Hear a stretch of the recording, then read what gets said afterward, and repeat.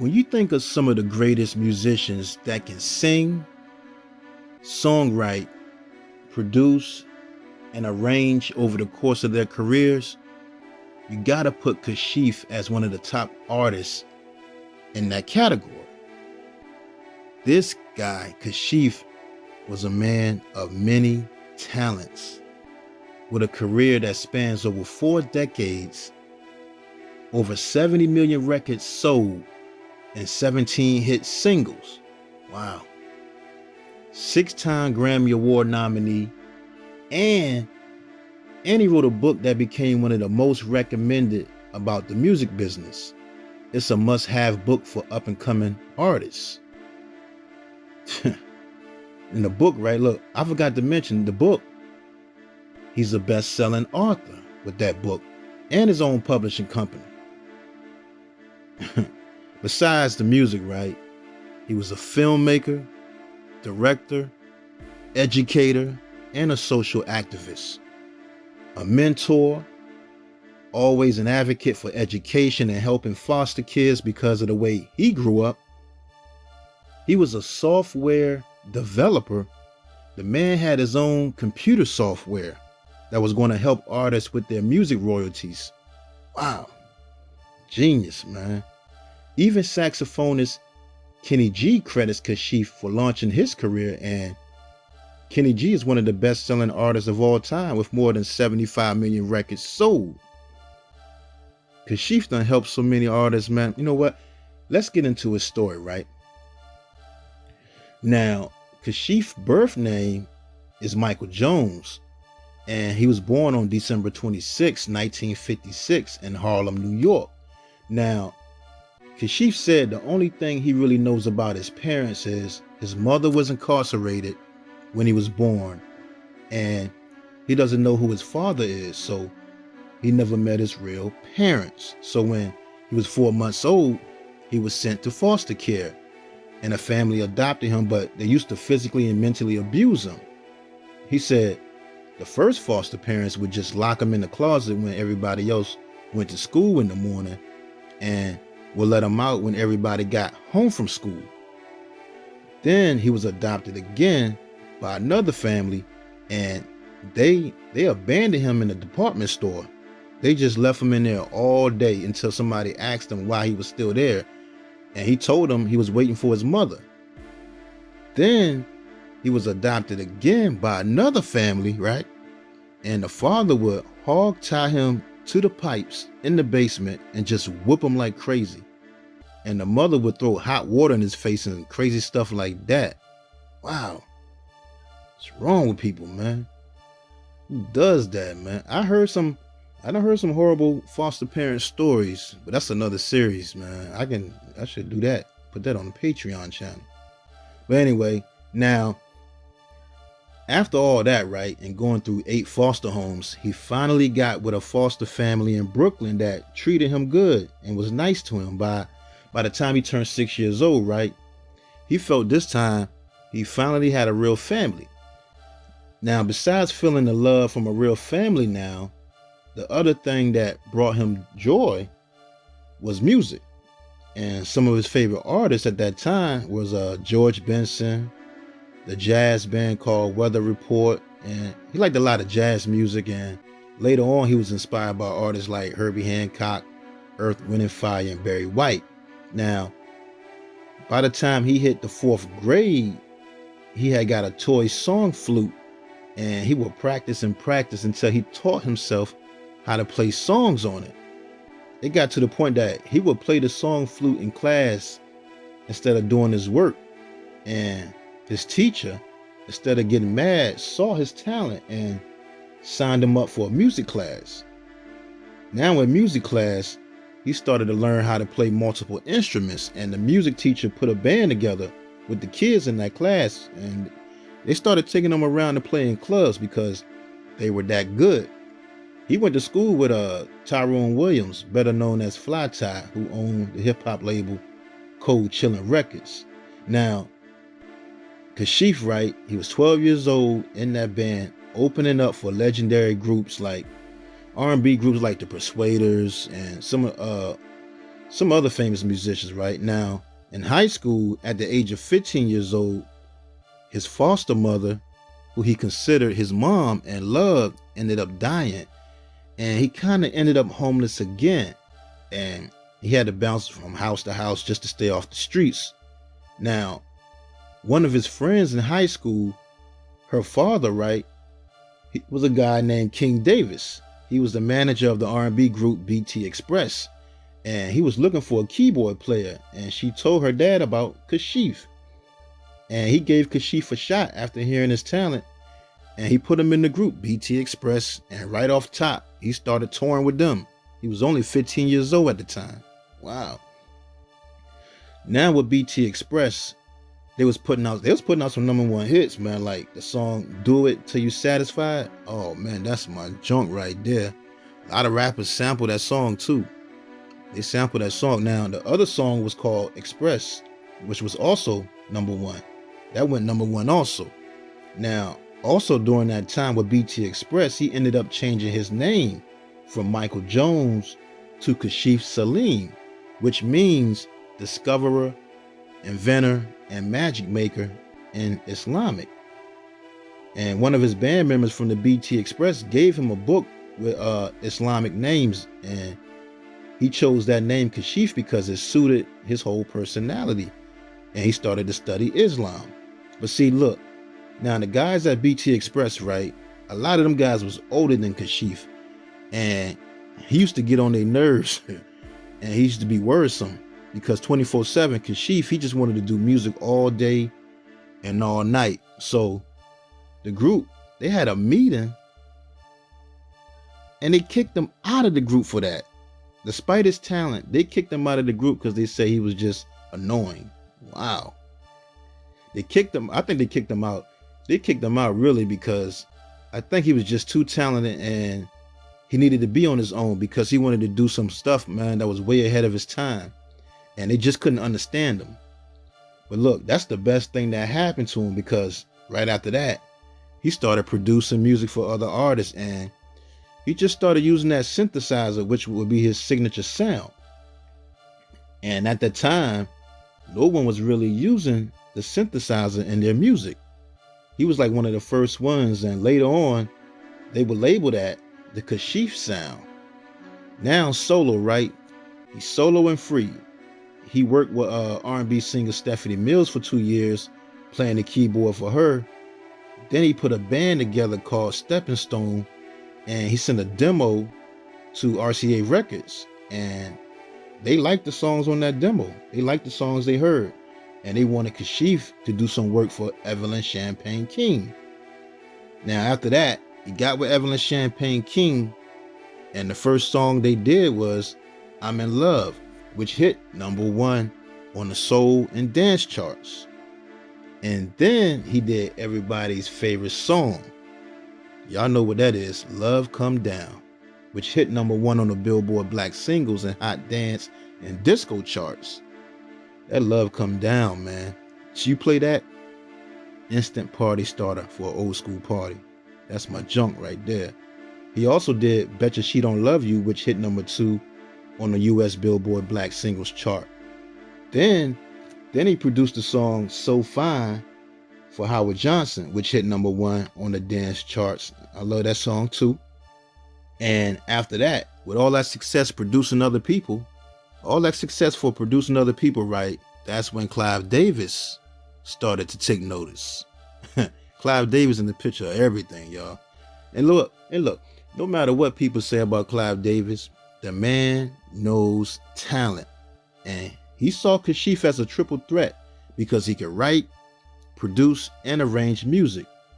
And he offered Kashif a deal to sign with his label, Arista Records.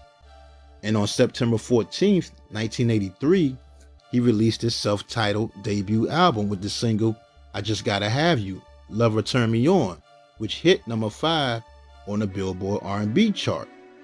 Now, also around that time, he teamed up with the New England Digital Corporation to help further develop the synclavier, the world's first sampler. Did y'all just hear me? The man helped create the first music sampler. Wow. But anyway, look, now with a bunch of money rolling in, right? He ended up buying the late great legendary baseball player Jackie Robinson's house. And he built 2 home studios in it. And everybody in the entertainment industry used to come over there and party and make music. The following year, in 1984, he released his second album titled Send Me Your Love, which earned 2 Grammy nominations, and the single titled Edgartown Groove featuring Al Jarreau got him a Grammy Award nomination for Best R&B Performance by a duo or group with vocal. Another song off that album, though, I thought this was a beautiful song, was called Are You the Woman, featuring Whitney Houston. Now, speaking of Whitney Houston, right? Now, when Clive Davis had first signed her back in the early 80s, he had brought Kashif with him to the club to hear her sing because he wanted him to work with her. And Kashif said he really wasn't sure or like feeling her because when he heard Whitney, she was singing like cabaret music. That's that musical theater type stuff.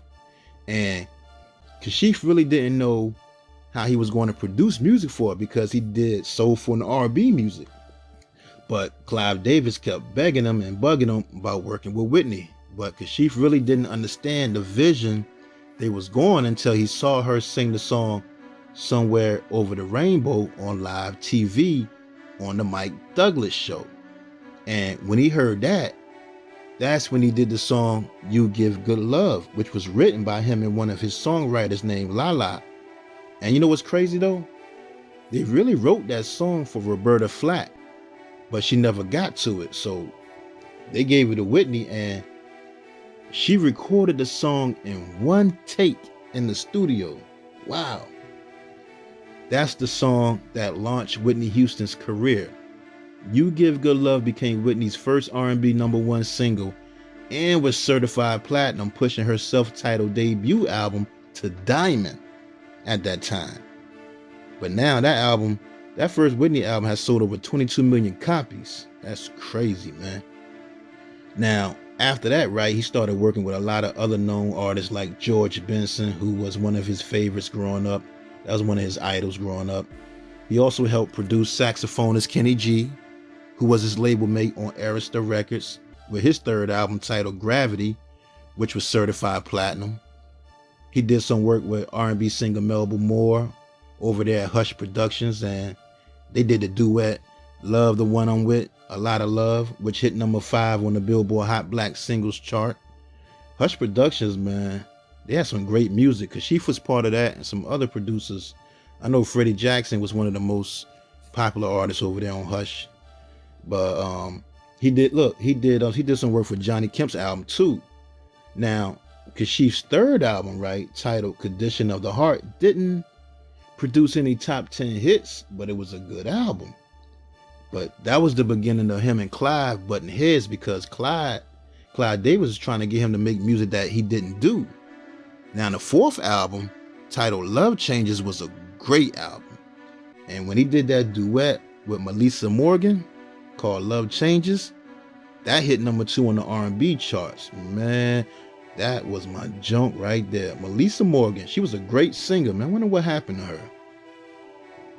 You know that song Love Changes is actually a remake of the 1978 group Mother's Finest song, Love Changes. And look, one more thing about this song, Love Changes, right? Kashif actually sent it to Clive Davis and Whitney Houston first, but they didn't think it was a hit, so they passed on it. Wow. And then when it became a hit with Melissa Morgan, Clive Davis, he apologized to Kashif for telling him it wasn't a hit. That's crazy, man. Now, in 1988, Kashif, he ended up getting married to actress Tracy Ross. But here's the crazy part. When they got together, she was already pregnant with another man's baby.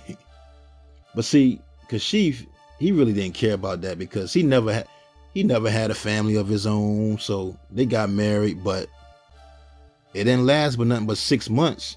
6 months later, they got divorced because he was just focused on his music and the communication was off, according to her. Now, The following year, in 1989, he released his fifth studio album called Kashif, just like the first album. He called it Kashif, and it hit number 29 on the R&B charts. But for Clive Davis, he felt the numbers were disappointing because, see, on that album, Kashif, he didn't write one song on that album because Clive Davis made him do that New Jack Swing style, because that's what was in at that time. They was trying to get him to sound like Bobby Brown or whoever was hot at that time. Me personally, I love the single he had out called Personality, which hit number 6 on the R&B charts. I like the song. Now, after that, he left Arista Records and he took a break from the music industry. He took a long break. He took about a whole year off, he said, the whole 1990. That's when he started teaching classes at UCLA about music production, and he also had his own school called Kashif University. Wow. Now, in 1996, he also wrote and self-published his book called Everything You Better Know About the Record Industry, which sold over 375,000 copies worldwide. Wow. You know what's crazy? Because I never knew he had put that type of book out. Now, I do have the other book from the music lawyer Donald Passman, book called All You Need to Know About the Music Business. I got 3 editions of that book he created. He got like 10 books out, but I got 3 of them. I never knew Kashif made a book like that. I think Donald Passman was the first one to do it, though. I think he put his out back in 1991. But Kashif's version had a lot of people co-sign as a must-read for up-and-coming artists that want to get into the music business. I know rappers Ice-T and Ice Cube gave the book a big co-sign. Now, the following year, right, 1997, Kashif ended up suing the LA police for harassment and assault. Now, the story goes, right, one day Kashif was driving down Crenshaw in his nice car, and the LAPD pulled him over for no reason. I guess because he was black in a nice car or whatever. And they ended up exchanging words, and the police got physical and ended up grabbing and squeezing his private parts. Wow. And later on, Kashif, he sued him for assault and was awarded over $365,000 in a settlement. Now, after that, Kashif stayed busy helping people, and he was always active in his community. And he created the first walk, run for foster care at the Rose Bowl Stadium in Pasadena, California. And, he just continued to produce and put out new music. He also was working on another book called The History of R&B Music and Its Influence on World Culture. Man, I was trying to find that book, man, too, but I don't think he released it. I know he was breaking down how R&B music got started, all the way from taking it back to the roots in Africa. He was going to talk about James Brown's song I'm Black and I'm Proud, Marvin Gaye, What's Going On, and everything. He was just breaking down a lot of stuff about R&B music. The book was about to be a real knowledgeable book. Plus, he was working on a 10-part documentary for that book, which was produced and directed by him. And he had conducted over more than 200 interviews for that documentary. I tried to look for that too. That wasn't online either. They got a couple trailers out about it though. Now, he also started his own record label called Brooklyn Boy Records. And like I said, he got a book publishing company too. Due to the success of that book he put out, Everything You Better Know About the Record Industry, he started a book publishing company. And he had some more books out he was getting ready to put out. I don't know if they out. They might be out. It was called Kashif's Urban Music Directory, Kashif's A&R Source Guide, Kashif's Publishing Source Guide, and his business partner, Kevin Harewood, had written a book called I Do It My Damn Self, which was for independent artists. Now, here's the thing. Now, this is the one right here, right? He was also creating something that was about to shake up the music industry like crazy, right? Kashif was developing a computer software program that will automatically compute artists and producers' royalty rates, and he named it Honest Abe, the Automatic Royalty Computing Program. Wow. Look, he said the program would have made artists aware of the earning potential of a record deal where they can decide whether the deal is right for them. He said the software will generate recording budgets, let artists know when royalties are due to them, indicate discrepancies in current royalty rates from labels, and project future royalties. And he was selling the software for about $500 retail. Man, if he would have got, I'm gonna tell you like this. If he would have got that off the ground, I ain't gonna say, man. I ain't gonna put no conspiracy theory out like that. It would have changed the game. I'm gonna leave it alone. But look, on September 25th, 2016, Kashif was found dead at his home. Now, the story goes, they say he was found by his neighbor in his apartment on Monday and probably had been dead since Sunday. And there was no specific cause of death, and it just looks like he just died of natural causes. But then it was later reported that he died of a massive heart attack. I don't know, man. I know he was a Muslim and he kept his health good. He stayed in shape. He ate the right foods, meditated and all that. But, I wanted to see that history of R&B documentary, man. There are a couple trailers on YouTube, though, y'all can check out. But I wonder if that documentary is finished, though.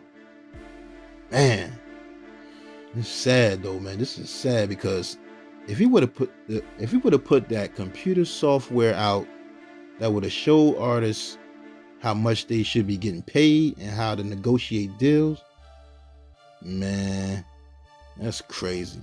And he had his own school called Kashif University. It's